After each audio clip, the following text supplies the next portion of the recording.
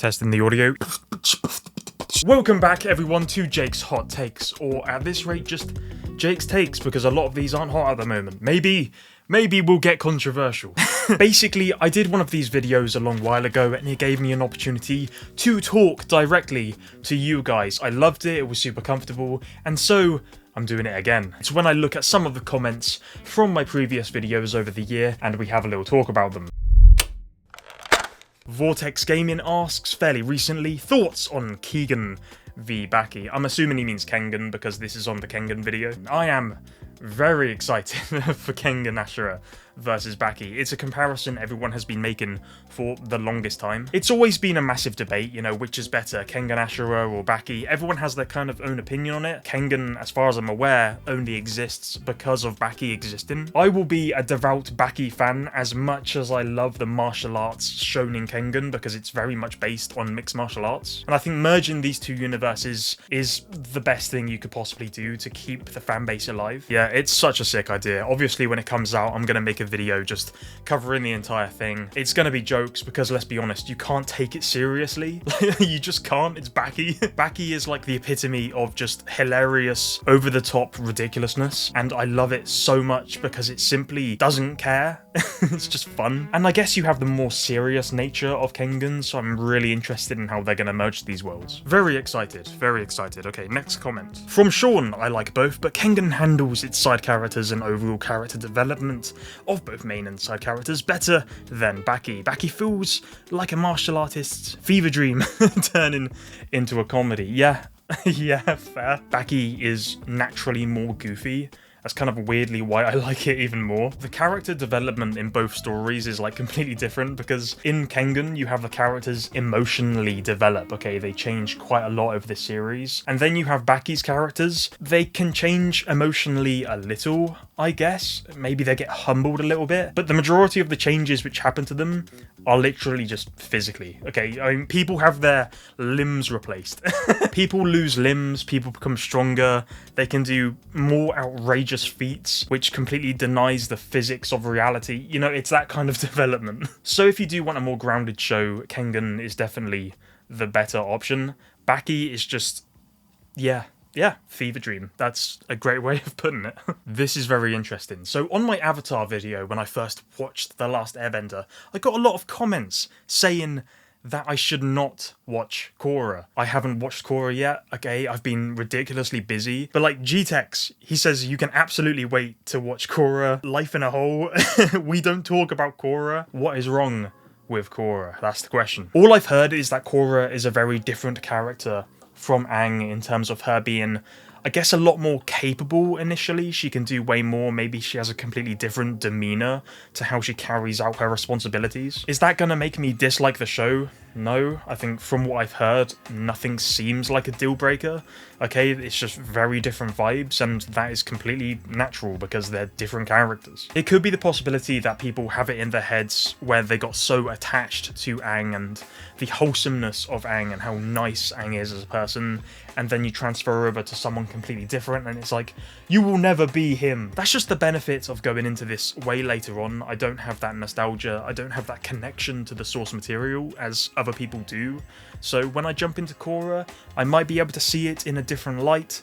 I'm very excited to leave my thoughts on. Working our way backwards through the videos now. So Minor Accident just left like a really cool comment. Like when I saw this, I was like, oh, bro. No, I do appreciate it. They say some really nice things and I get so many amazing messages from you guys and I'm always so appreciative of it. I always look at them and it's like really cool. They also added, you seem to have made videos about a lot of shows, films, Coraline, AOT, Studio Ghibli, stuff like that. I'd love to see more full horror film reviews such as Midsummer, Hereditary. Would you consider talking about live action TV shows too? Stuff like The Bear, Succession, Severance. Absolutely. I love horror. I am obsessed with horror. I try to balance this channel in terms of doing horror stuff and anime and other kind of weird film stuff, creativity, whatever I kind of feel like in the moment, I'm just gonna do. So yeah, I will do slightly longer reviews of these types of films if that's what you guys are interested in, and I enjoy doing them, so absolutely. A24 films especially, I love, so I will be doing that. My Haunted Tunnel, the Inunaki Tunnel video, someone said, I literally live 20 minutes from there, and that's Astravia. Astravia, you good? Yeah, that's crazy. I wonder if you've actually gone there and have been possessed. Probably not. That was really cool having someone so local to the place I just ended up talking about, because again, that was just something I had seen online and was like, oh my god, I really want to talk about this because it looks really cool. So yeah, to see someone living close to that area, I'm like, what is it like? Is there a lot of talk about that in the local area, or is that more something which is kept online and isn't really mentioned as much? Is it just like an old folklore thing which has been pushed aside and no one really talks about it anymore, and yet people are trying to make a deal out of it online? It's just one of those things, you know. So I'm actually really interested to see, I guess, how prevalent it is still in the area. I mean, Japan especially has some of the most interesting urban legends, and obviously there's so many countries with so many things that I would absolutely love to cover. It was a very different video, but if people liked it, again, that's something I'd love to do more of. Kind of storytelling videos, I guess. But that's really sick that someone was living so close to that creepy tunnel. Okay, my cyberpunk video. I really enjoyed making this one. I saw this comment by Meteor Cat and I actually found it quite interesting. They have like some interesting points to make about, I guess, what they were promised by the game and never really received. But I saw this bit at the end which really interested me. It said, the worst thing about this is exactly like what was said in the beginning of this. It's cinema. And I did say that in the video. I said, this game is cinema. The fact that it's more of a cinematic experience than an actual game pisses me off in its own right. And I found this really interesting because how do you distinguish, you know, cinematic experiences from gameplay? And I think it all comes down to that immersion. I wouldn't say a game is any lesser just because it has less gameplay mechanics, although Cyberpunk 2077 has a lot of gameplay going on. I'm just a sucker for CD Projekt Red games because they balance that cinematic storytelling and really fluid gameplay, and they sort of merge it. So it's interesting to see how they thought it was less of a game and more of a cinematic experience. I can see why people might perceive it that way, but recently I've been playing a lot of single-player, just roleplay games, especially Resident Evil. I am in love with Resident Evil at the moment, and that is the most instanced, kind of compact style of gameplay, which is very focused on narrative storytelling, but it is also complemented by tension, and it's horrifying. It's difficult to play sometimes. You have to be in the right mood to do it. For those types of RPGs, I'd say the best games are made when you find that perfect balance between a cinematic experience and actual gameplay mechanics. I guess a game that could lean towards more of a storytelling aspect would be like Telltale games, maybe like Life is Strange, that kind of vibe, which, yeah, I get, but I think people just want to experience those for the storytelling aspects and choosing their own options. And it's very much based on, I guess, what you appreciate most about a game. Is it the story, or is it just straight gameplay? I don't really want much story involved with this. I definitely got the comment though. I see Cyberpunk as a masterpiece. I'll jump on it now and again still, it's just so fun. Go into my Coraline video now, the fabulous Vixie. Yeah, they mentioned when they go trick-or-treating, I got really drunk at Halloween, great times. I love this video so much. I love Coraline, okay? Get me a sequel. I want a Coraline 2. I want something to do with that universe. I love Coraline, man. It's so good. And they said also Coraline and Nightmare Before Christmas are always my favourites because of how they're made. Art nerd, fangirling, something fierce with those masterpieces. You hit the nail on the head, and it's like, that's the power of animation. That's why I love talking about it so much, because there's so many things you can do with it. Anything you can conceive in your mind, anything you can draw, anything you can craft, you can put that into animation. But yeah, great comment. I want more films like that, stop motion films especially. You've got the Burton-esque style, you've got that Henry Selick style. There's so much involved with those types of filmmaking processes, and it's, I don't want to say it's a dying art, but it's just quite niche. It's quite hard to come by, probably because of how difficult they are to make. Stop motion is like such a meticulous process. But when you get a good one, and the majority of them are pretty good, then they're always worth watching. And they're timeless. You know, so many animated films actually struggle to die, as opposed to live action films, which seem to age way worse if they're relying on visual effects. The next comment is on my monster video. This intrigued me. XXYY said, incredibly dull, unfathomably slow, and just flat out not good. Whoever claims that Monster is the best piece of fiction hasn't read a single book in their life. Sorry. Not sorry. Monster isn't for everyone. when I talked about the anime, I definitely mentioned within that video, at least I'm pretty sure I did, that it is quite slow. It definitely takes its time to flesh out the characters, and there was another comment just below this saying, boring ass show. Great video, I appreciate it. But still, people found Monster very boring. Or at least some people. Other people absolutely love Monster, I am one of those people, but even then I can appreciate that it is quite slow. I remember this being a huge complaint people had about Steins Gate back in the day. A lot of people said it was just too confusing, or it takes way too long to actually get into it. Now, do I agree with the fact that it's just not good, and whoever claims that Monster is the best piece of fiction hasn't read a single book in their life? No, I don't.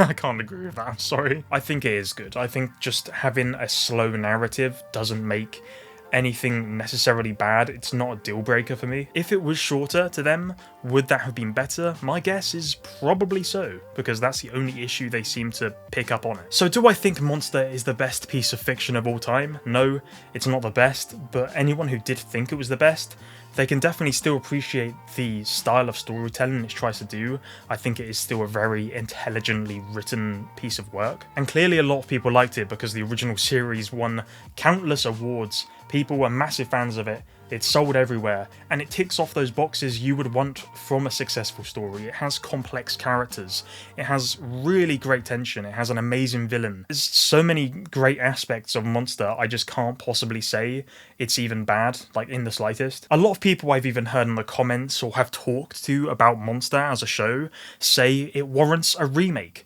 and I'm down for that. I think a remake of Monster could be a fantastic idea, and cut out those little chunks we don't necessarily need. But that word in itself, remake, means you can repackage something because it is good. If it wasn't good, people would just be like, nah, just scrap it. It doesn't warrant a remake. It doesn't warrant all these things.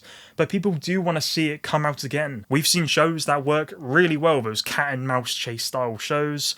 I mean, Death Note is the biggest example. Death Note was, to me, like the perfect length. So if Monster dropped like 10, 15 episodes, had a massive polish over, it could be even better than it already is. And I still think it's really good. The story is there. I don't think it's terrible at all.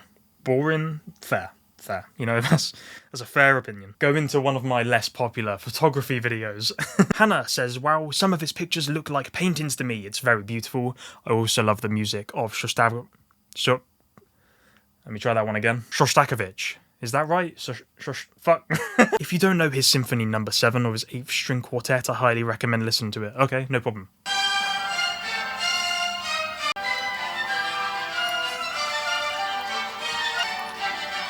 It's a good song. Cheers, Hannah. Adding that to the gym playlist. Go into my Attack on Titan video. They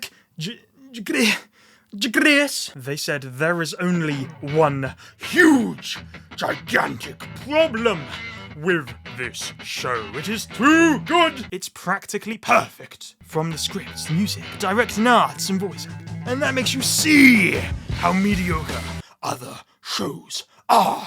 I've literally rewatched AOT for about 100 plus times. Already still feels new. Others, meh. Yeah, you're passionate.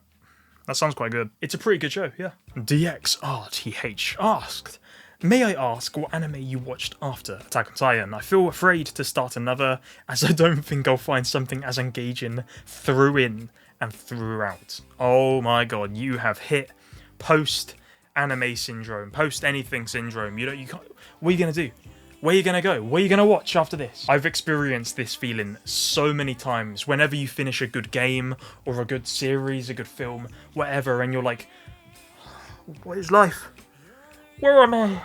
What do I do? There is countless anime you can watch. It's very dependent on what you're interested in. I personally love a lot of older anime. I'll admit, I have struggled to keep up with the new age of shows. I've been watching too many films, too many series. It's gotten a bit hectic. As of this recording, this was asked 5 months ago, so I do hope you've moved on to something else by now. Otherwise, just imagine you're still there just dwelling like, I've still got nothing to watch.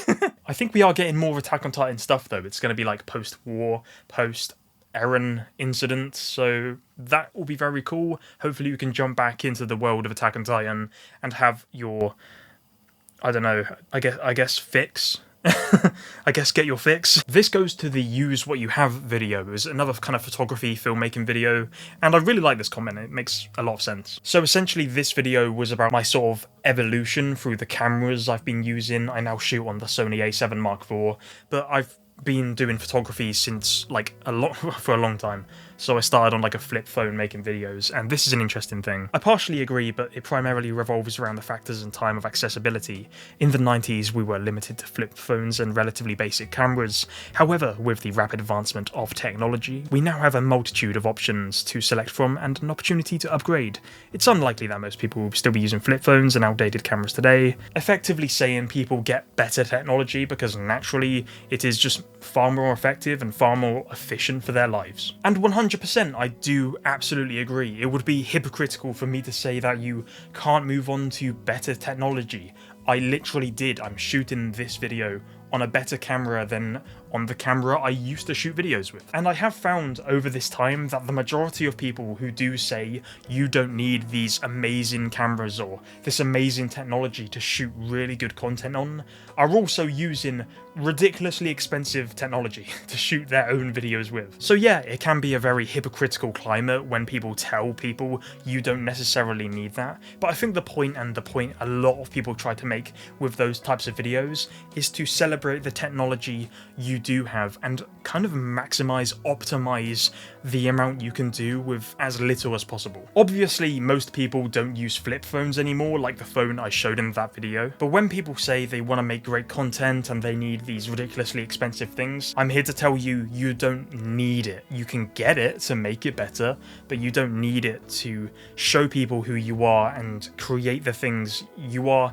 absolutely able to make with any type of equipment. But say you had a bang average smartphone and you wanted to create videos and you don't have the money or you don't want to invest too much into getting good technology if you're not going to get results come back to you. Just use your smartphone. It's about the act of doing it, using it, and constantly trying, constantly practicing and perfecting your craft, because I can make the videos I make right now on any type of camera. The beauty of my videos comes from this, the microphone. Audio is the best thing. I can shoot this video on a potato, okay? And it would still be the same thing. Audio is everything. I think a lot of people are just too caught up on cameras, okay? Prioritize sound. I used to use a Yeti for like all of the videos I made until like last year, which I moved over to the Shure MV7, which is a great microphone. You can hear it, it sounds beautiful, crisp. But the point was I still used the Blue Yeti because that's what I had with me. It's about using what you have. That's why I titled that video in the way I did. So practice with what you have